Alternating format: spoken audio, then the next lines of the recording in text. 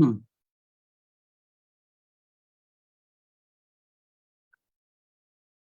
Ya, Assalamualaikum warahmatullahi wabarakatuh. Alhamdulillah rabbil alamin, nabihi nasta'in, ala muri dunya waddin. Salatu wassalamu ala nabil amin wa ala alihi wa sahbihi ajma'in. Subhanaka la ilma lana illa ma 'allamtana innaka antal alimul hakim. La haula wa la quwwata illa billah, amma ba'd.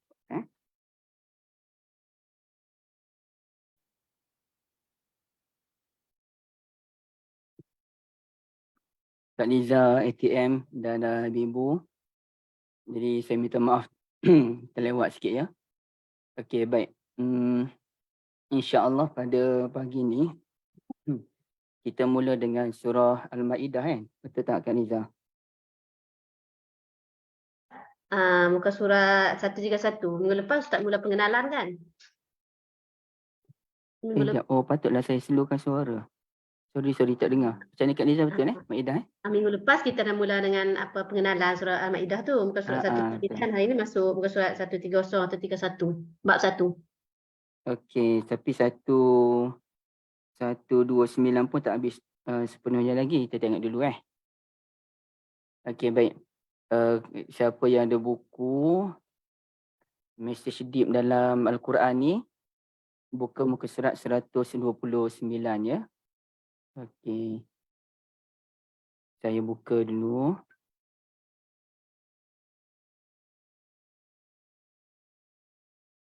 Suratul Ma'idah.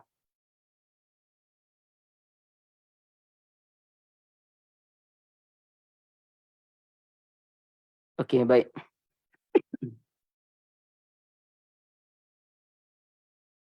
Dalam mukadimah yang lepas, kita ada sebutlah bahawasanya Suratul Ma'idah ni dia suratul takmil. Dan ia sesuai dengan ayat yang ketiga tu. Al-yawma akmaltu lakum dinakum wa atmamtu alaikum ni'mati wa raditu lakum al-islam madina.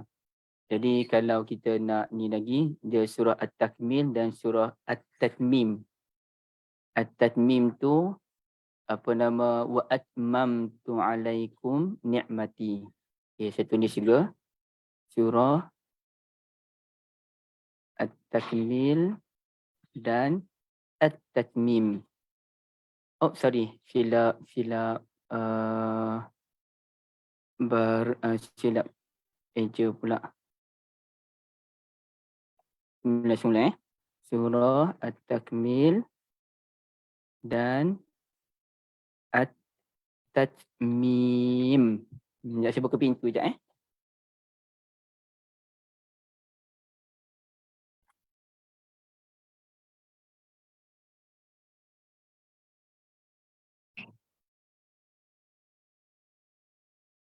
Okey, yang keduanya kita dah masuk mukadimah bahawasanya ada 3 buah surah yang bermula dengan Ya ayyuhallazina amanu, iaitu surah Al-Hujurat dan juga surah Al-Mumtahanah. Ya. Surah Al-Ma'idah, suratul Hujurat, suratul Mumtahanah. Jadi siapa yang ada buku tu, saya ada buat kesilapan pada perenggan surah ini merupakan satu-satunya surah yang bermula dengan seruan Ya ayyuhallazina amanu.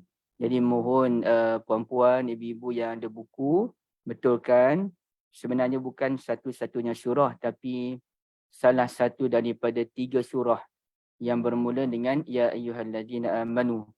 Dan satu lagi dia selain daripada panggilan Ya ayyuhallazina amanu, ada juga surah yang bermula dengan panggilan Ya ayyuhan nas. Kalau saya tak silap, panggilan Ya ayyuhan nas ini hanya ada dalam 2 surah, iaitu surah An-Nisa, Ya ayyuhan nas ittaqu rabbakum, dan juga surah Al-Hajj, Ya ayyuhan nas ittaqu rabbakum, kedua-duanya. Wahai manusia, bertakwalah kepada Tuhanmu. Itu disebutkan dalam surah An-Nisa dan juga surah Al-Hajj. Baik.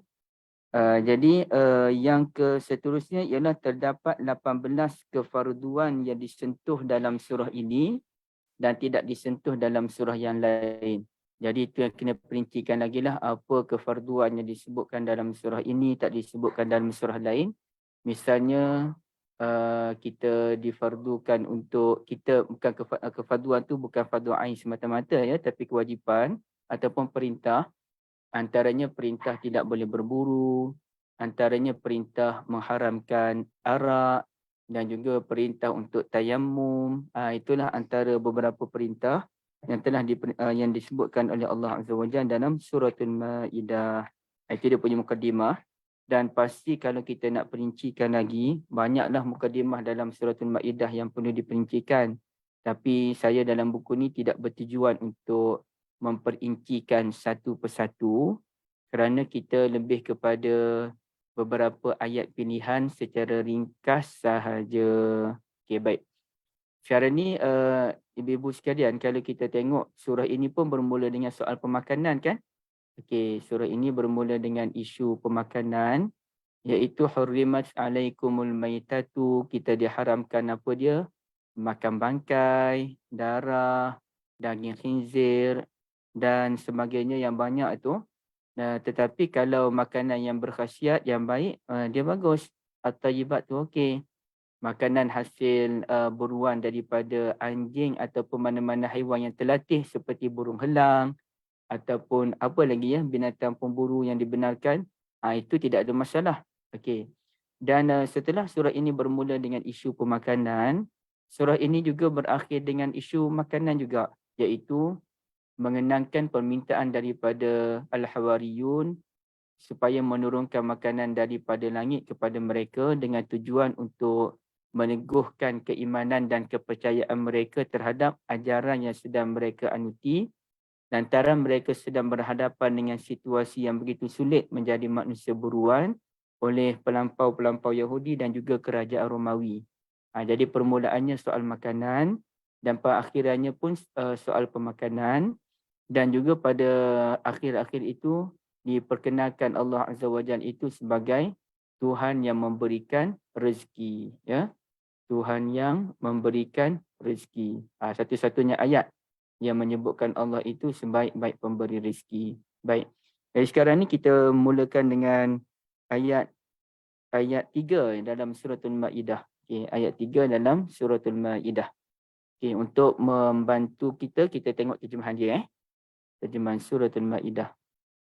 Ayat 3. Ayat 3 ni dia punya ayat yang penting lah, ya, ayat penting. Okey. Auzubillahi minasyaitonirrajim.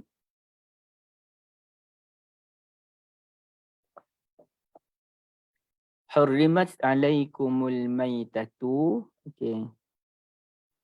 Diharamkan ke atas kamu makan bangkai, wadamu, darah yang mengalir, walahmul khinzir, daging khinzir ataupun khinzir lah.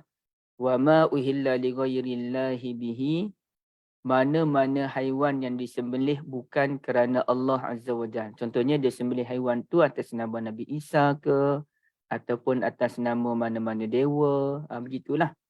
Wal munkhaniqatu, haiwan yang mati tercekik. Wal mauquzatu, yang mati dipukul. Wal mutaraddiyatu, yang mati jatuh daripada tempat tinggi. Wan natihatu, yang mati ditanduk oleh haiwan yang lain. Wa ma akalas sab'u illa ma zakkaitum, dan yang mati dimakan oleh haiwan buas yang lain kecuali kamu sempat menyembelihnya sebelum habis nyawanya.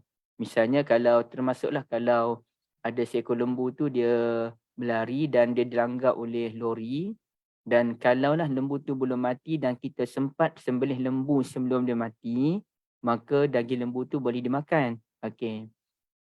Wama zubiha 'alan nusubi. Wama zubiha 'alan nusubi, yang disembelih atas nama berhala. Ya, kalau tadi sembelih atas nama selain daripada Allah, Nabi Isa ataupun apa-apa yang lain. Ayat ni disembelih atas nama berhala untuk diberikan pada berhala. Wa antas taqsimu bil azlam, dan juga diharamkan kita untuk menenung nasib dengan menggunakan batang-batang anak panah, ya. Contohnya ada anak panah tu dia adalah tanda-tanda dia buat macam mana. Ada yang guna 3 batang nak panah, ada guna lebih daripada 3. Dan kemudian dia cabut, dia pun lempar. Tengok anak panah mana yang keluar. Okay, dia adalah cara dia. Zalikum fisqa. Semua itu merupakan perbuatan yang fisqa, fasiqa. Al-yawma ya'isal ladzina kafaru min dinikum fala takhshawhum makhshawun. Pada hari ini orang kafir telah berputus asa daripada menyelewengkan kamu daripada ajaran mereka, daripada agama mereka. Fala takhshawhum wakhshawun. Maka jangan kamu gentar kepada mereka, tapi gentarlah kepadaku, pada Allah. Al-yawma akmaltu lakum al-yawma akmaltu lakum dinakum wa atmamtu alaikum ni'mati wa raditu lakumul Islam madina. Dan pada hari ini aku telah sempurnakan untukmu agamamu, aku sempurnakan ke atasmu nikmatku dan aku redha kepadamu Islam sebagai agama. Okey. Famanit turra fi makhmasatin ghaira mutajanifin li ismin fa innallaha ghafurur rahim. Maka sesiapa yang terdesak kerana kelaparan, maka dia boleh makan benda-benda yang diharamkan tadi dalam keadaan darurat tadi, sedangkan ia tak cenderung pun melakukan dosa. Boleh. Yang orang terdesak, dia terpaksa makan benda-benda yang haram demi menjaga kelangsungan nyawanya, maka boleh dia makan benda-benda haram tersebut. Dengan niat, dia tak nak pun, tapi dia terpaksa. Fa innallaha ghafurur rahim. Maka sesungguhnya Allah Azza wa Jalla itu Maha Pengampun, Maha Pengasih. Okey, itulah ceritanya ibu-ibu yang dirahmati Allah sekalian. Sekarang ni barulah kita nak tengok dia punya ulasan selanjutnya berkenaan dengan ayat ini. Ibu-ibu yang dirahmati Allah, yang paling kemuncak dalam ayat ini pastilah ayat al-yawma akmaltu lakum dinakum wa atmamtu alaikum ni'mati wa raditu lakumul Islam madina. Itu yang kemuncaknya.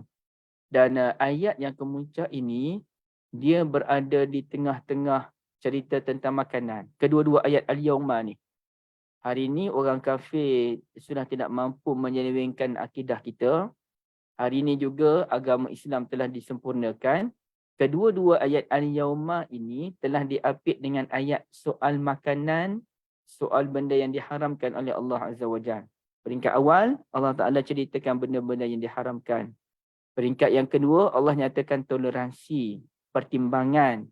Boleh makan benda yang diharamkan dalam keadaan terdesak. Jadi sebenarnya ibu-ibu yang dirahmati Allah, puan-puan, mengapa tiba-tiba Allah Ta'ala dia ceritakan tentang hari ini agama telah sempurna, di tengah-tengah cerita tentang perkara yang diharamkan ataupun makanan yang diharamkan. Okey. Jadi ibu-ibu tolong tanda dalam buku masing-masing ataupun dalam catatan masing-masing, dia ada satu kaedah dalam bahasa Arab ini ataupun dalam kajian Al-Quran, namanya jumlah al-mu'taridah. Okay. Saya tulisnya al-jumlah al-mu'taridah. Okay. Dalam bahasa Arabnya dieja macam ni. Al-jumlatul mu'taridah.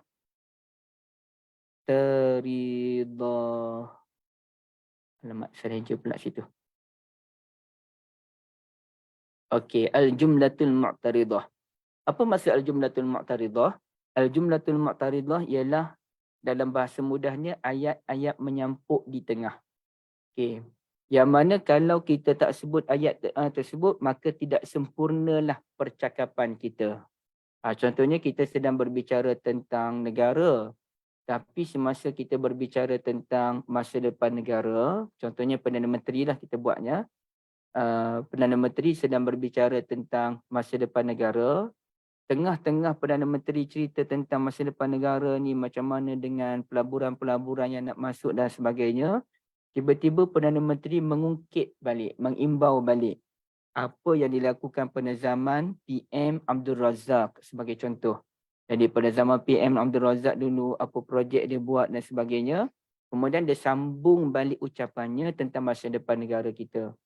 Jadi mengimbau semula apa yang dilakukan oleh PM Abdul Razak dulu, ia dinamakan sebagai Al-Jumlatul Mu'taridah.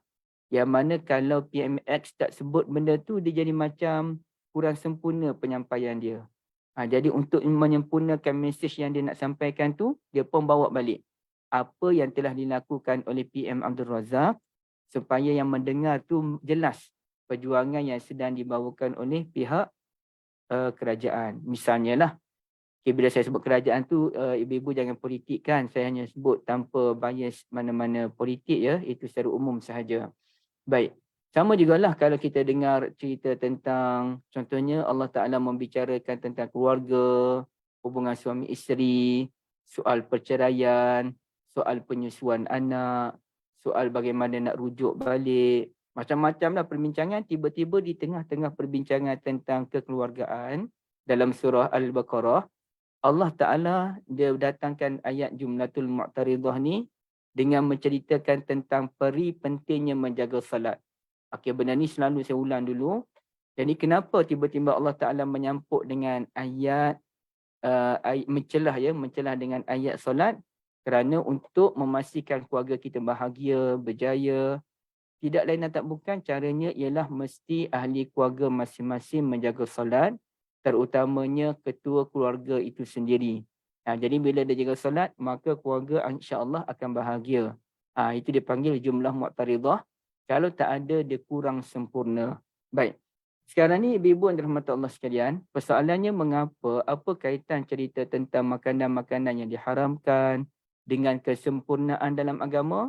Perkara ini kalau kita baca dalam tafsir-tafsir yang dahulu, tak disentuh. Ya, tak ada disentuh pun. Apa kaitan antara dua ayat Al-Yawma dengan isu haram halal ini. Okey. Tapi apa yang kita nak ceritakan di sini,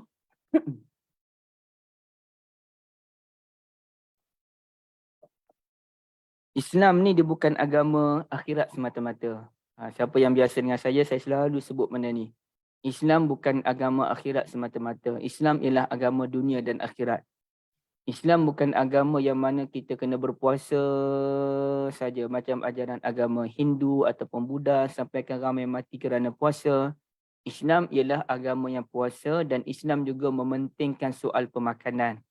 Sampaikan ayat Al-Quran pun sebutkan, dia halalkan untuk kamu makanan yang thayyibat, makanan yang lazat, makanan yang nutrisi, makanan yang mengandungi khasiat yang banyak. Ya.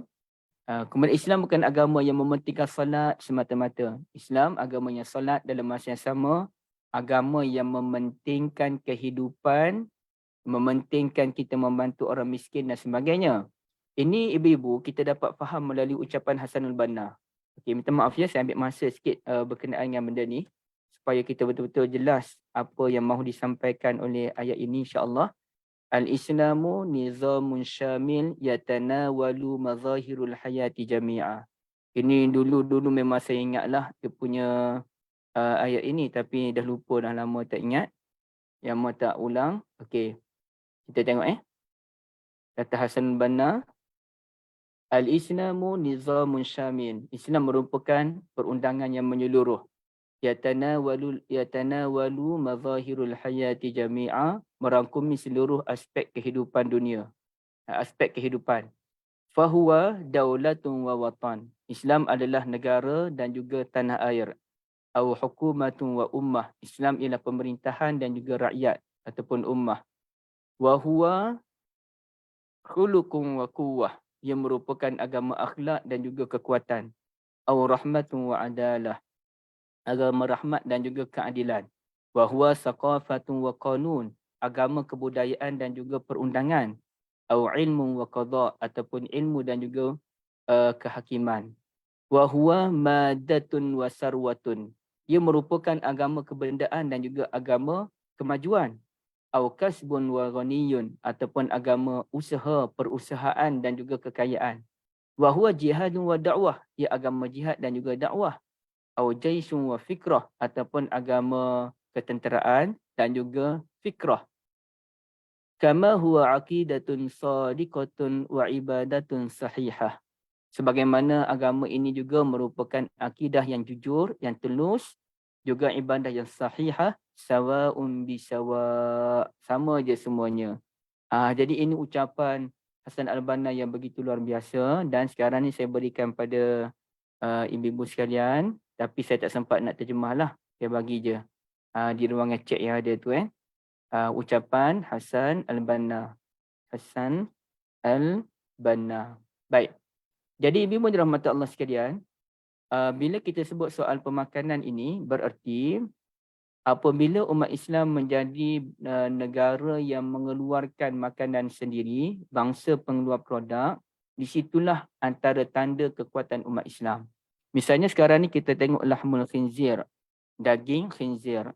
Jadi saya pernah mendengar pembentangan daripada seorang Profesor Maria ke siapa, pengkaji di sebuah universiti di Terengganu, betapa banyak benda-benda yang benda-benda yang ada di negara kita ni, di dunia ini yang dicipta daripada unsur khinzir itu sendiri. Soal ubat-ubatan daripada khinzir, bahkan beg pun daripada khinzir. Banyaklah, kerana bahan daripada khinzir ini mudah didapati dan ia murah, maka banyak bahan dibuat daripada khinzir. Sampaikan vaksin pun ada unsur khinzir juga, ya. Jadi sedangkan pada akhir zaman nanti kita mendengar cerita Nabi Isa AS turun dan Nabi Isa AS akan membunuh segala khinzir yang ada. Jadi kalau khinzir-khinzir yang ada ini telah dibunuh oleh Nabi Isa Ruhullah AS, berarti segala produk yang berasaskan khinzir ini sudah tidak ada. Beg ke, ubat-ubatan ke, pemakanan ke yang ada kaitan khinzir ni semua tak ada. Berarti banyak produk yang tidak ada sebenarnya.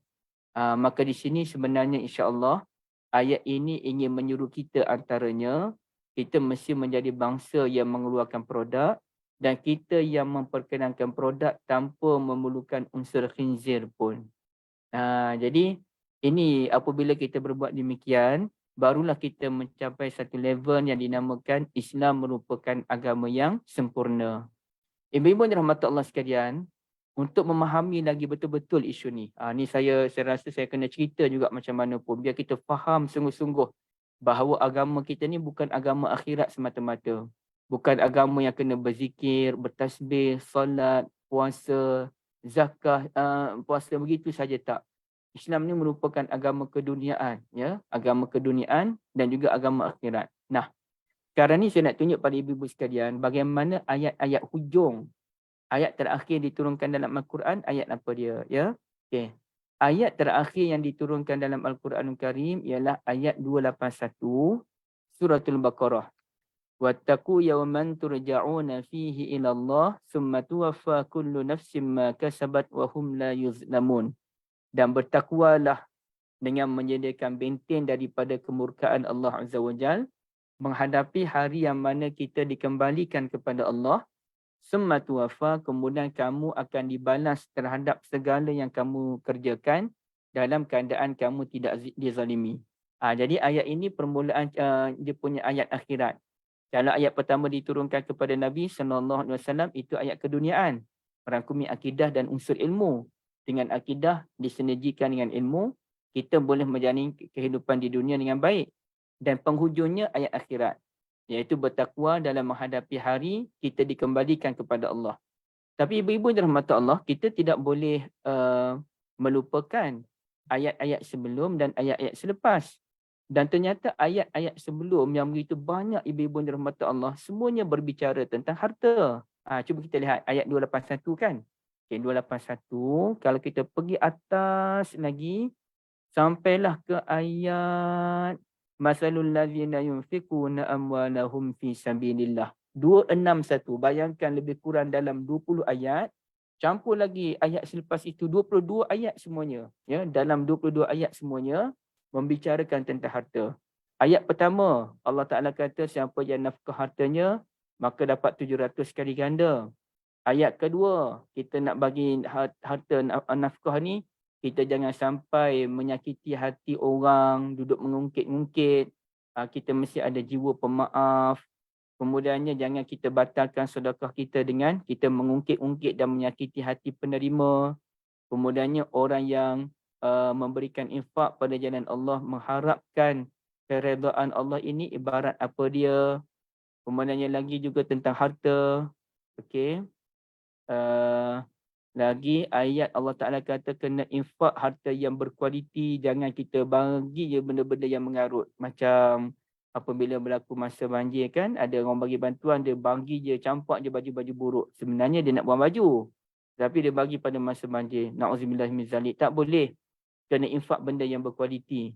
Kemudiannya cerita tentang syaitan. Dia cuba mengganggu kita dan syaitan ni dia nak suruh, dia menakut-nakutkan kita. Kalau kita sedekah, nanti kita miskin.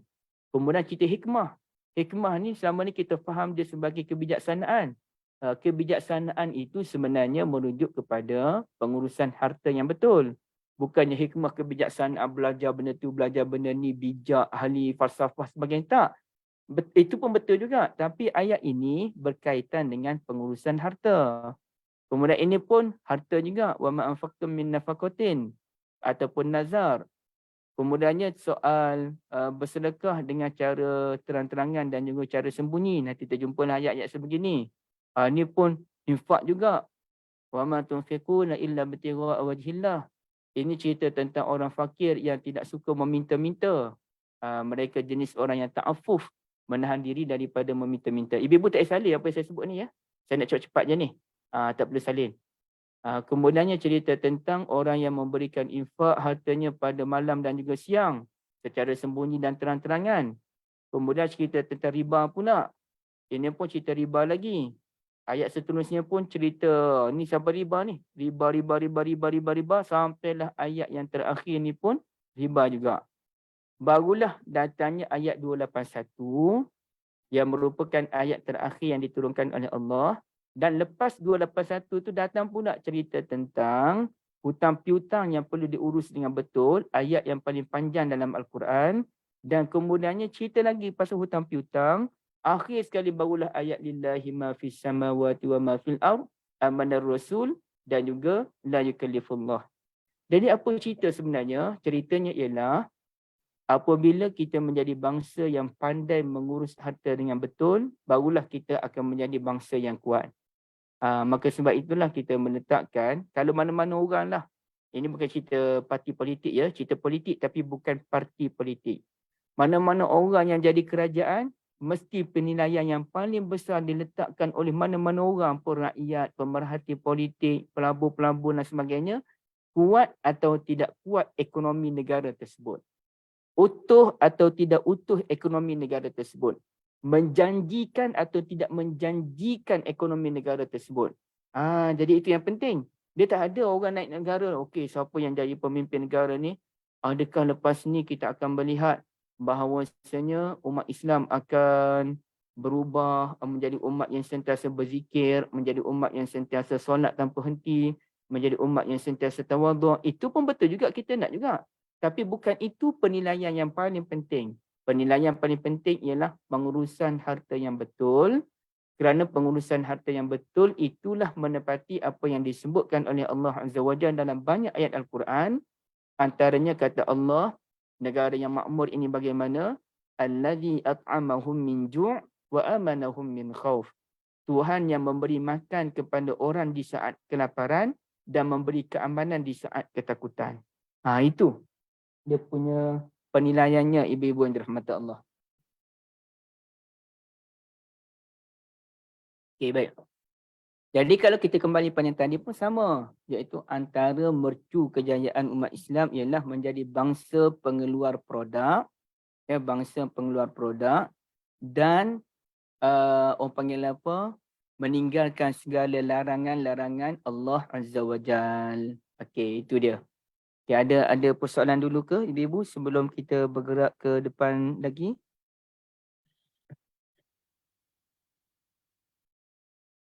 Kak Liza, jelas ke apa yang saya sampaikan? Jelas, Ustaz. Okey. Tadi Ustaz baca yang last tu surah Quraisy kan? Surah Quraisy.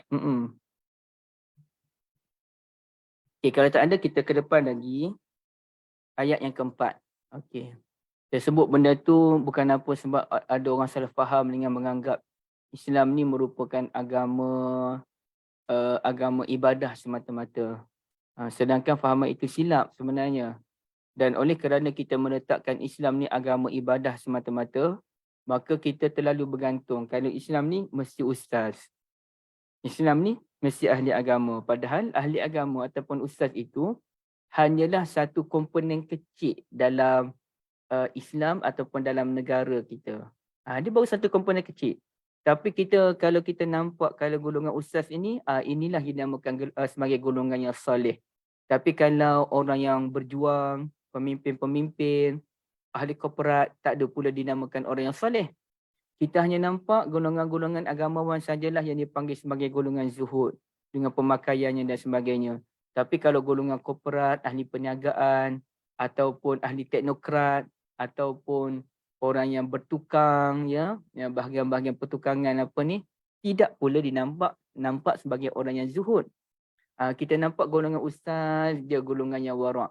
Manakala orang yang berjuang tentang halal, haram, dia duduk jual makanan halal, yang duduk di keluar negara apa semak tentang halal haram ini tak pula dinampak sebagai golongan warak. Jadi serasa macam tak adil sebegini rupa. Sampaikan kalau kita nampak kalau geng-geng ustaz ni macam geng-geng syurga semata-mata. Tak, bukan begitu sebenarnya. Ustaz-ustaz ni ia hanya satu golongan kecil saja dalam komponen yang ada dalam agama kita ataupun dalam negara kita. Dan tak ada siapa pun boleh menafikan komponen yang paling besar dalam Islam dan dalam negara ialah pemimpin. Ialah pemimpin. Sebab itu Nabi SAW menyatakan 7 golongan yang mendapat naungan daripada Allah Azza wa Jalla di hari akhirat kelak. Nombor 1 ialah al-imamun adilun, pemimpin yang adil. Dan daripada 7 golongan tu tak ada pun Nabi SAW sebut golongan ustaz ataupun agamawan secara khusus. Tak ada.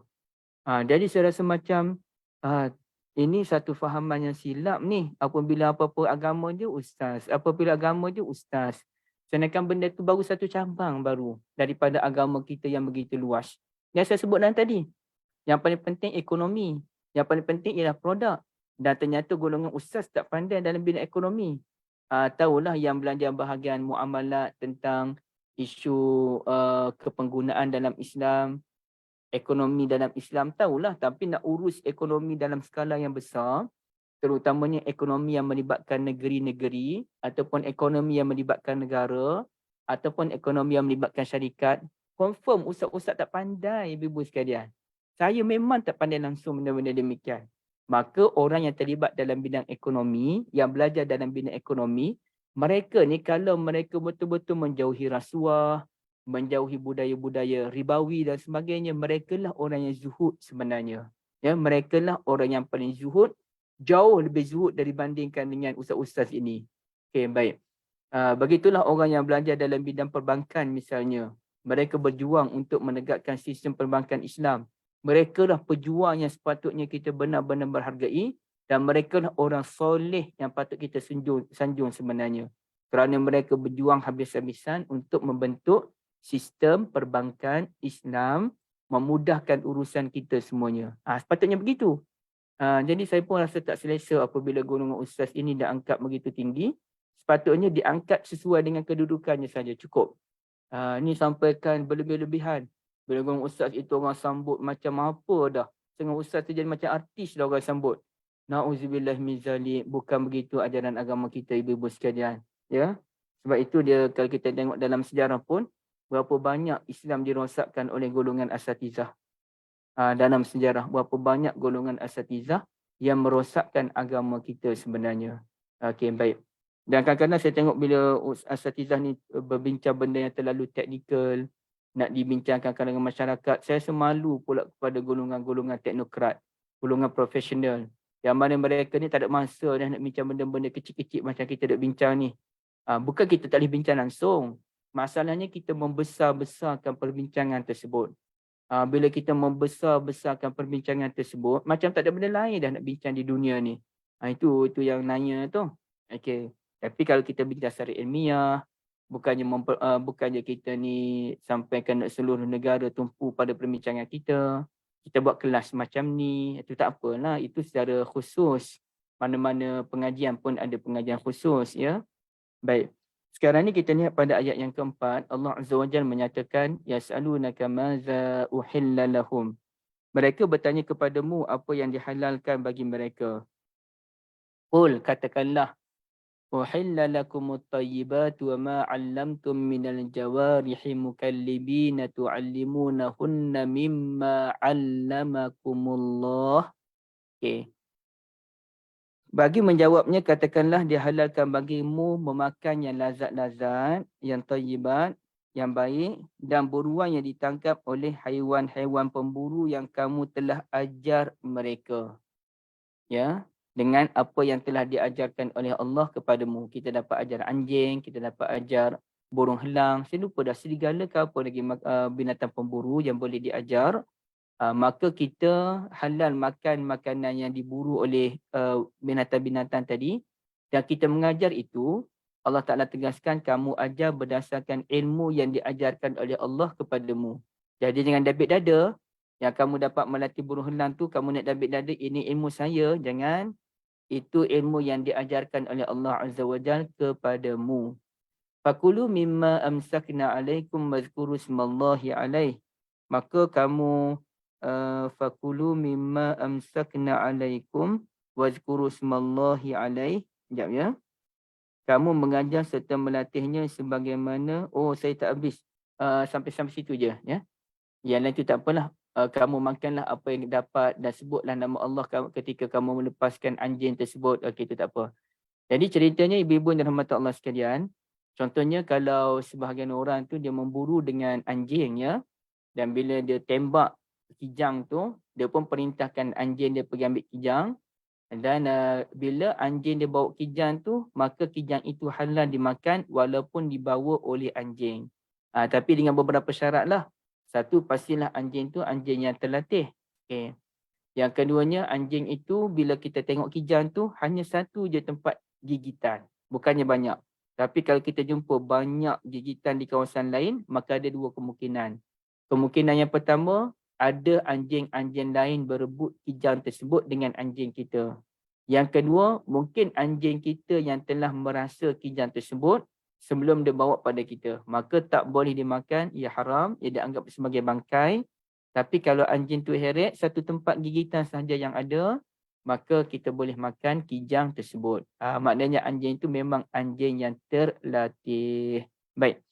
Ibu-ibu dan rahmat Allah sekalian, ini menunjukkan bahawasanya ilmu yang dikurniakan oleh Allah Azza wa Jal ini pelbagai, termasuk ilmu melatih binatang-binatang pemburu. Anjing tu satu hal, tapi macam mana orang latih burung helang? Ini pelik. Dan bagaimana kita tengok orang zaman dulu sampai sekarang pun ada lagi. Yang mana yang jadi postman mereka ialah burung. Zaman Nabi Sulaiman AS pun burung. Jadi macam mana mereka boleh train burung itu untuk hantar surat pada orang lain. Hatta burung itu boleh cam kepada siapa yang mereka hantar surat. Kita tengok dalam cerita Cina sebagai contoh kan. Kawan tu dah duduk tempat lain dah. Tapi burung tu boleh cari tuannya berada di mana. Dia hantar surat pada orang tersebut. Ini memang luar biasa ya. Ilmu Allah Azza wa Jalla ini terlalu luas. Maka apabila ilmu Allah Ta'ala ini terlalu luas, kita tidak boleh menyempitkan ilmu tersebut dan menganggap ilmu kita lah ilmu yang paling penting. Tak boleh. Itulah saya sebut, saya bebek-bebekkan tadi. Apabila kita melihat ilmu agama ni secara sempit, kita melihat yang lain itu bukan ilmu agama, itu yang rosak.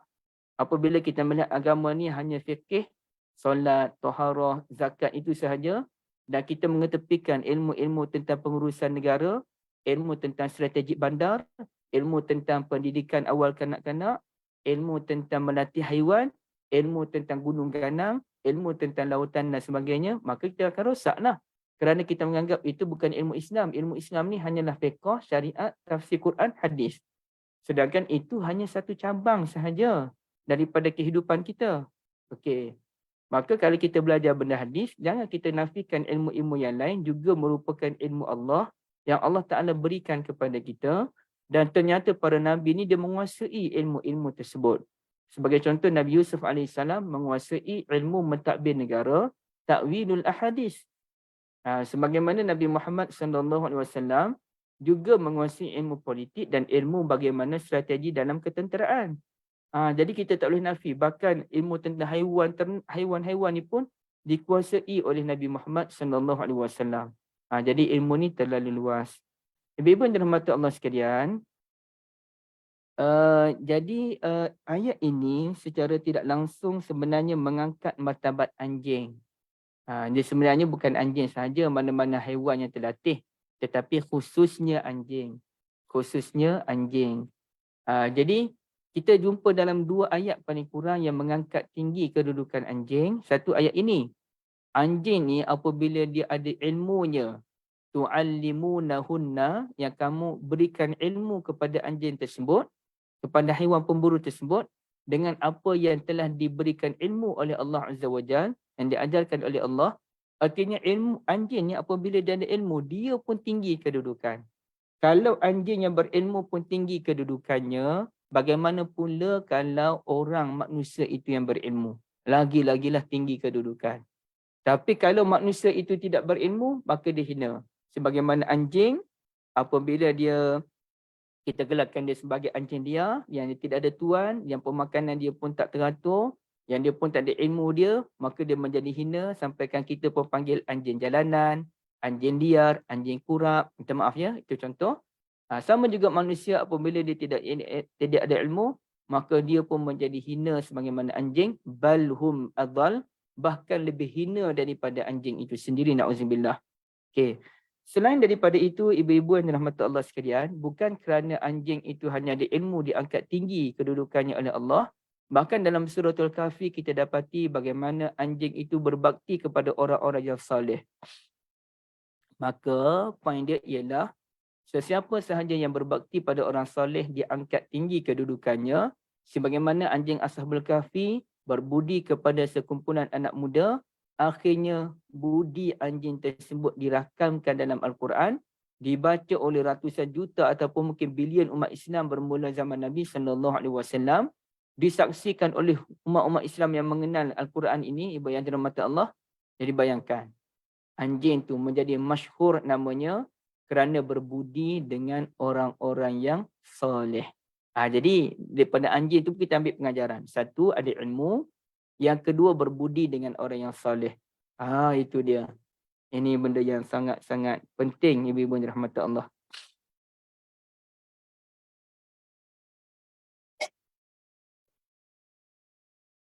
Baik, itu saya letak topik tu. Anjing yang berilmu pun dimuliakan. Okay. Dan satu lagi, ibu-ibu yang dirahmati Allah, kita tengok sebagai penutup untuk perbincangan hari ini pada ayat yang ke-8 ya. Ini ayat teras dalam kepimpinan negara terutamanya. Ya ayyuhallazina amanu kunu qawwamina lillahi syuhada'a bil qist. Wahai orang-orang beriman, jadilah kamu ni orang yang menegakkan keadilan kerana Allah Azza wa Jalla. Syuhada'a bil qist, menerangkan kebenaran. Wala yajrimannakum syana'anu qaumin ala alla ta'dilu.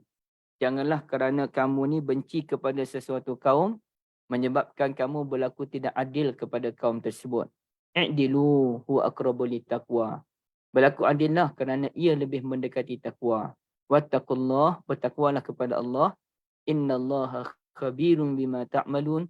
Sesungguhnya Allah Azza wa Jalla amat-amat memahami tentang apa yang kamu kerjakan. Okey. Ini yang penting. Kita kena berlaku adil, tegakkan kebenaran. Dan jangan kerana kita tak suka dengan satu kumpulan, maka kita berlaku tidak adil dengan kumpulan tersebut. Misalnya, ibu-ibu sekalian, minta maaf saya tunjuk contoh politik sangat secara real di negara kita. Tapi yang pentingnya saya tidak kempen parti politik mana-mana ya. Iaitu kita mendapati di negara kita ni kerajaan persekutuan berbeza dengan beberapa kerajaan negeri. Yang pastinya kerajaan negeri Kelantan, negeri Terengganu, negeri Kedah. Baik. Adakah apabila kerajaan negeri Kelantan, Kedah dan juga Terengganu ni, saya tak tahu kalau negeri lainnya, saya tak cek betul-betul. Adakah kerana mereka berbeza fikrah dan pemahaman dengan kerajaan persekutuan, maka kerajaan persekutuan pun ambil anak tiri je mereka. Tak pedulikan tentang mereka, tak berikan bantuan yang sebetulnya, tak menyelesaikan masalah mereka. Adakah begitu? Tak boleh, ya, tak boleh. Kita kena berlaku adil walaupun kita tak setuju dengan sesebuah kerajaan tersebut, kerajaan negeri. Kerajaan persekutuan mesti berlaku adil kepada 3 kerajaan negeri yang berbeza fikrah dengan kerajaan persekutuan. Mesti berlaku adil. Sama juga misalnya kalau saya berada di Selangor. Kerajaan Selangor dipimpin oleh Kerajaan Pakatan Harapan dan juga Barisan Nasional. Dan ada beberapa tempat yang telah dimenangi oleh Perikatan Nasional. Walaupun PHBN ni tak setuju dengan PN kerana fikrah yang berbeza, tapi adakah itu menyebabkan mereka menyekat bantuan pergi ke beberapa tempat yang dimenangi oleh PN? Tak boleh. Sama juga kalau PN yang menjadi kerajaan, adakah PN akan menyekat bantuan kepada beberapa orang yang daripada PH dan BN? Misalnya di Kelantan ada 2 tempat di Ganas dan juga Kota Lama yang dipegang oleh BN dan juga PH. Adakah kerajaan negeri pun menyekat bantuan sampai ke Kota Lama dan juga Ganas? Tak boleh. Keadilan itu mesti dilaksanakan dengan sepenuh jiwa walaupun kita mungkin berbeza fahaman dengan orang-orang yang dinyatakan tadi. Itu keadilan. Jangan sampai kita benci dengan sesuatu puak, maka kita tidak berlaku adil. Dilu kata Allah. Berlaku adillah kerana ia lebih mendekati takwa. Bertakwalah kepada Allah. Allah tahu apa yang kita lakukan. Dan itu disebutkan oleh Ar-Razi. Kita mesti menegakkan keadilan meskipun orang menzalimi kita. Apabila keadilan ditegakkan, maka kita dapat mengelakkan orang ramai daripada terjebak ke dalam kancah maksiat dan pada akhirnya akan terselamat daripada azab Allah Azza wa Jalla. Saya benda inilah saya selalu pujuk hati saya sendiri. Saya peringatkan kepada kawan-kawan yang lain. Kalau kita contohnya kalau golongan-golongan asatizah ni, kita ada bergaduh daripada sudut pemahaman agama. Ini ada aliran itu, ada aliran ini. Saya selalu pujuk hati saya. Bahawasanya yang saya tak setuju dengan seseorang itu, saya tak setuju dengan pandangan. Ya, saya tak setuju dengan pandangan. Tapi saya tidak akan membenci peribadi. Sebutlah nama orang tu. Oh, saya tak suka pandangan dia. Tapi adakah saya membenci dia sebagai Muslim? Tak, saya tak benci dia sebagai Muslim. Saya memang geram dengan dia kerana dia buat pandangan tersebut. Tapi sebagai Muslim, saya tak boleh untuk berlaku tidak adil. Saya mesti kasih pada dia atas nama sebagai Muslim. Walaupun saya tak suka dengan pandangan dia. Itu yang kita nak kena pujuk. Kita nak kena pujuk hati kita. Jangan kita ni, kerana ia berbeza pandangan dengan kita pun benci dia, kita pun menyampah dengan dia, kita pun tidak berlaku adil dengan dia. Tak boleh. Kalau ada kebaikan dalam diri dia, ya kita kena sebut dia memang orang yang baik, sekian-sekian. Cuma dalam kes ini saya tak setuju dengan pandangan dia. Kerana pandangan ini menyalahi pendapat-pendapat ulama ataupun dalam hadis Nabi SAW. Jadi cukup itu je. Yang saya tak setuju tu kerana dia membawa hadis-hadis yang palsu ataupun amalan yang bid'ah. Cukup. Dengan dia saya tidak akan benci. Saya tetap kasih dia sebagai Muslim. Kalau dia ustaz, saya kena panggil dia ustaz. Saya tak boleh nak mempelekehkan kedudukan dia kerana perbezaan pandangan. Itu yang kita kena ada, ibu-ibu sekalian. Jiwa sebegini rupa. Begitu juga dengan orang yang bekerja. Mestilah orang yang bekerja ni dia adalah perasaan tak puas hati dengan seseorang tersebut. Buat kerja sambil lewa ke, malas, melepas diri daripada buat kerja. Ataupun cara pemikiran orang rakan kerja kita tu, kita rasa, alah, kenapalah dia fikir macam ni? Padahal kita rasa ada lagi benda lebih baik yang patut dibuat oleh dia. Cukuplah kita tak suka dengan pendekatan dia.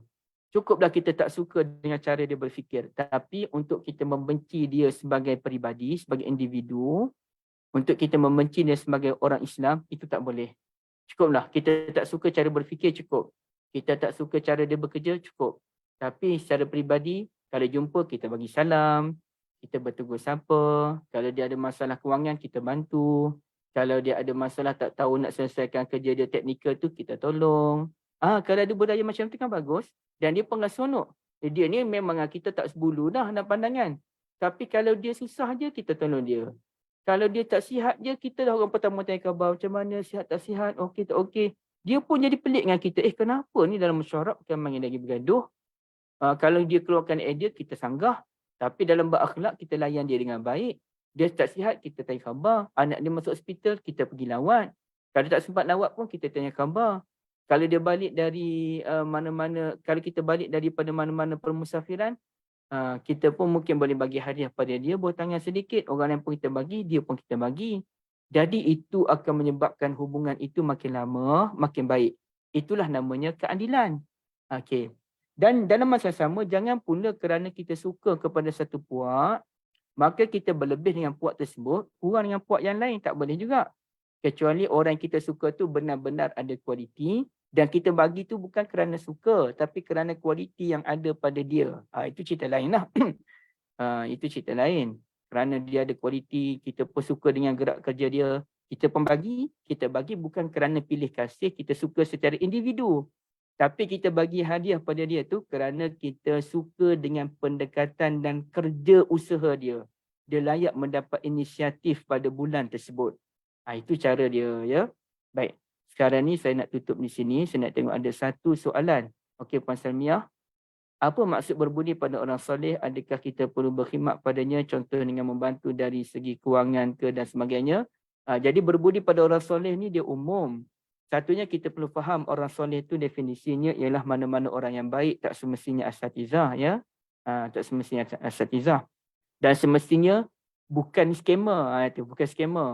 Yang semestinya juga bukan orang yang meminta-minta. Contohnya di kampung kita tu ataupun di taman kita, ada seorang makcik tu memang dia orang yang baik, selalu pergi ke surau. Memang kita kenal dia orang baik. Memang kita kenal orang baik. Tapi dalam hari tu kita nampak dia ni bersedih. Kita pun dia khabar dia, kenapa cik nampak sedih pada hari ni. Dia kata dia memikirkan nasib anak dia, baru kena berhenti kerja contohnya kan. Okey. Maka apa maksud kita berbudi kepada orang yang soleh ni? Anak dia berhenti kerja, kita pun tanya khabar, anak dia ni pandai dalam bidang apa dan sebagainya. Mungkin antara yang boleh kita bantu, kalau kita mampu, kita tanyalah khabar kawan-kawan kita ada tak kerja kosong berkenaan dengan perkara sekian. Okey, itu pun antara cara berbudi kepada orang yang soleh. Nah, contohnya lah. Ataupun kita nampak seorang tu dia memang nak pergi surau. Tapi lately ni kita tak nampak dia ke surau. Kenapa lah tak nampak dia ke surau? Kita pun tanya dia khabar dia. Rupa-rupanya dia sakit kaki. Dia kata dia nak pergi surau. Dia boleh solat atas kerusi. Tapi tak ada orang nak bawa dia. Maka kita pun buat perjanjian. Tak apalah cik kalau macam tu. Saya pun tak ke mana-mana. Saya pun sedih rumah misalnya. Dan saya pun selalu pergi surau pada waktu maghrib dan isyak. Nak dengar pengajian. Saya ambil acik lah. Maghrib tu. Itu tu. Orang taman kita lah bukan jauh. Kita pun selalu ambil dia. Itu pun berbudi kepada orang yang soleh. Okey. Ataupun berbudi dengan orang yang soleh ini ialah kita menghulurkan bantuan. Contohnya orang yang soleh itu ialah dia pemimpin masyarakat. Dia tak ada masalah duit apa, dia tak ada masalah. Tapi dia ada masalah daripada sudut tenaga kerja. Tenaga kerja. Kita pun jumpa dengan dia, kita tanya macam mana Tuan Haji. Dia kata, projek banyak tapi tenaga kerja tak banyak ni, tak cukup. Tenaga kerja bidang apa tu? Sekian. Yang kita pula jenis orang yang freelance. Contohnya, kita tak apa. Bak kerja ni saya rasa saya ada kemampuan. Sayalah urus kerja ni. Tuan Haji, saya bantu Tuan Haji. Contohnya, Tuan Haji tu dia nak buat program program kumpulkan anak-anak seni contohnya. Nak kumpul penduduk setempat. Kumpulkan orang yang pandai dalam bidang seni.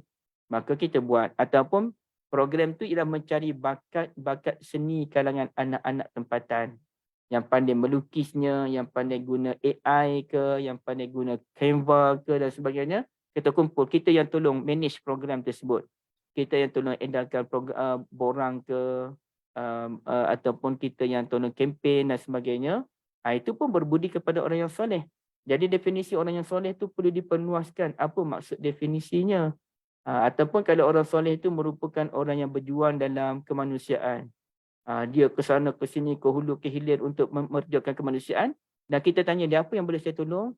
Okey, kalau boleh tolong ni je lah, tolong sebarkan maklumat berkenaan dengan bantuan untuk membina perigi di negara, di tempat pelarian, ya, sebab air kurang jadi kena bina perigi. Maka kita pun kempen pada kawan-kawan kita, tolong siapa yang nak wakaf ke apa ke, okey ada orang nak wakaf 1,000, 2,000 untuk satu perigi. Perigi yang dia guna air tu kan, yang kena tolak tu. Okey. Jadi maknanya macam-macam kerja untuk orang yang soleh yang boleh kita lakukan mengikut bidang dan kemampuan kita. Dan jangan lihat orang soleh itu hanyalah ustaz ataupun ustazah sahaja. Orang soleh ini luas dia punya definisi dia. Dan tak semestinya orang soleh itu miskin. Tapi orang soleh itu memerlukan bantuan pemikiran, buah fikir atau bantuan daripada sudut tenaga kerja dan seumpamanya. Wallahualam, Kak Liza dan ibu-ibu, saya berhenti di sini. InsyaAllah dalam minggu depan kita sambung balik dalam surah Al-Ma'idah yang selanjutnya.